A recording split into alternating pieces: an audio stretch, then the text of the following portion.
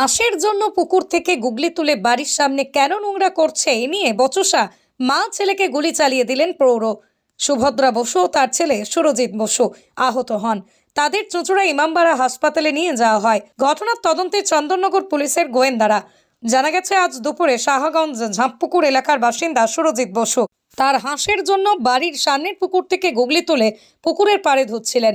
তাতেই পুকুরের পাড় নোংরা হচ্ছে কাদা জলে, এমন অভিযোগ তুলে প্রতিবেশী সুনীল দেবনাথ গালিগালাজ শুরু করেন। সুরজিৎ এই জায়গা ধুয়ে দেবে বললেও শোনে না সুনীল।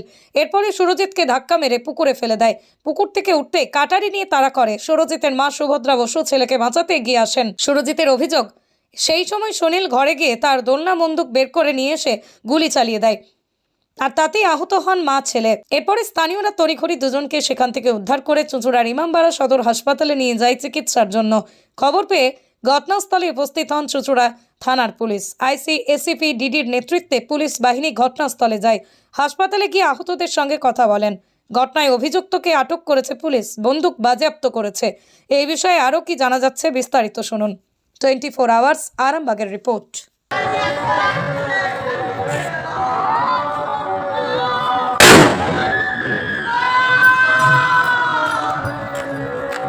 যে পুকুর পাড়ে ছেলেটা ওর হাঁসের জন্য গুগলি করাতে গেছে, আর যিনি গুলি মেরেছে উনি পুকুর পাড়ে ওনার বাড়ি। গুগলি তোলাতে পুকুর ঘাটটা নোংরা হয়েছে, এবার নোংরা হওয়ার জন্য ওকে বলে যে ভাই নোংরা হচ্ছে, বলে আমি জল ঢেলে পরিষ্কার করে দেবো। এই দু এক কথা ঝামেলা হয়েছে, অশান্তি। তারপরে ওনার বাড়িতে দুনালা বন্দুক আছে লাইসেন্স করা, যেটা নিয়ে উনি সিকিউরিটি গার্ডে চাকরি করেন। সেই বন্দুক বের করে ফায়ার করেছে। ফায়ার করাতে মায়েরও লেগেছে, ছেলেরও লেগেছে, যারা গুগলি তুলছিল। কিন্তু বলুন যে উনি সিকিউরিটি গার্ডের কাজ করে, উনি যখন কাজ ছেড়ে ডিউটি ছেড়ে আসবে তখন তো গান তো জমা দিয়ে দেওয়ার কথা। না, এটা তো ওনার বাড়িতেই থাকে।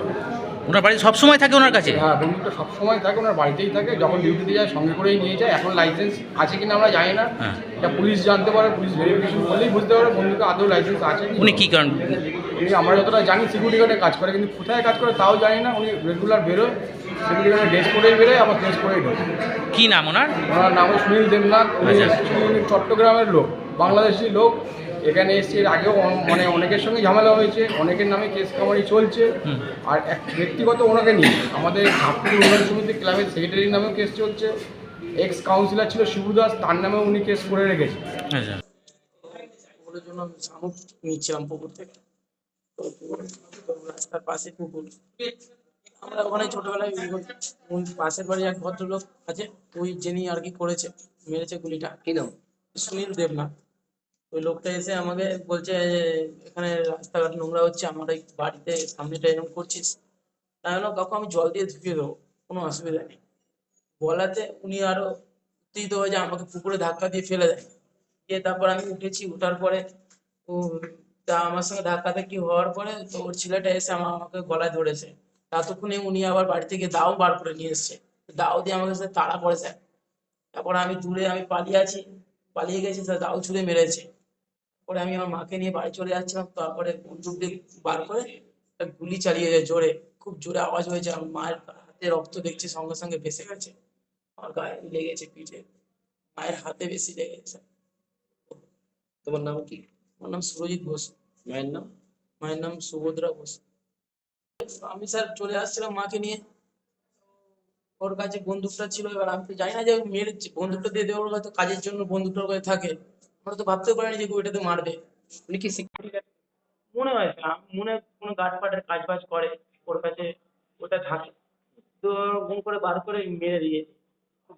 গুগলি তুলতে এসেছিলাম হাঁসের জন্য, তো গুগলিটা তোলার সময় তখন উনি বাড়িতে বেরিয়ে স্ক্রু ড্রাইভার কোমরেই গুঁজে নিয়ে এসেছিল।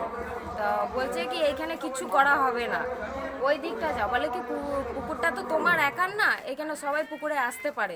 তো উনি বলেছে কি না এখানে কিছু করা হবে না। তারপরে উনি বলে কি কেন, এটা তোমার জায়গা নাকি যে কিছু করা হবে না? তখন হাজব্যান্ড পুকুর দিয়ে উঠে এসেছে, তখন উনি কি করেছে, ওনাকে ওই অবস্থায় ধাক্কা মেরে নিচে ফেলে দিয়েছে। তারপরে উনি ওনাকেও ধাক্কা মেরেছে। তখন ওনার ছেলে এসে দেখেছে ওনার বাবা পড়ে গেছে, তখন উনি কি করেছে, বাবা ছেলে মিলে দুজনে ধরে রেখেছে আমার হাজব্যান্ডকে। ধরার পরে তখন উনি কি করেছে, ঘর থেকে গিয়ে দা নিয়ে এসছে। তারপরে দা দিয়ে মারতে পারছে না, বলে তোকে এই দিয়ে কাটবো, এরকম করবো, ওরকম করবো। লাস্টে আমার হাজব্যান্ড ওর কাছ থেকে ছাড়িয়ে, আমি তারপরে ছাড়াবার খুবই চেষ্টা করেছি, তাও চেপে রেখেছিল গলা ফলা।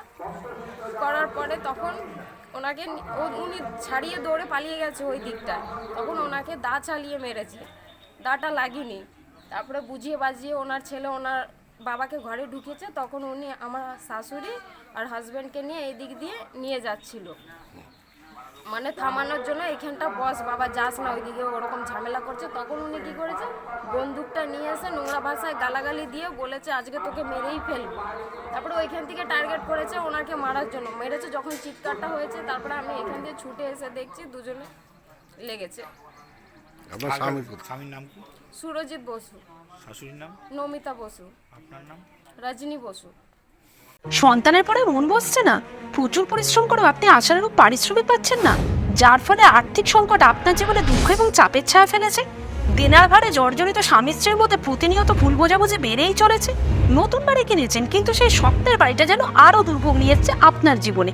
আপনি ভাবছেন সস্তায় পাওয়া বাড়িটা নেওয়াটাই কি সঠিক সিদ্ধান্ত ছিল?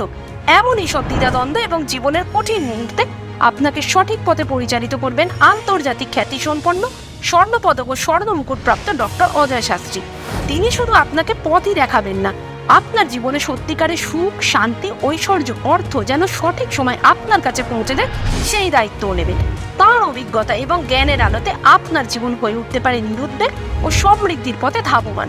তাই আর দেরি নয়, স্ক্রিনে দেওয়া নাম্বারে এখনই ফোন করে ডক্টর অজয় শাস্ত্রীর সাথে যোগাযোগ করুন। কে জানেন, হয়তো একটি মাত্র ফোনই আপনার জীবনকে বদলে দিতে পারে।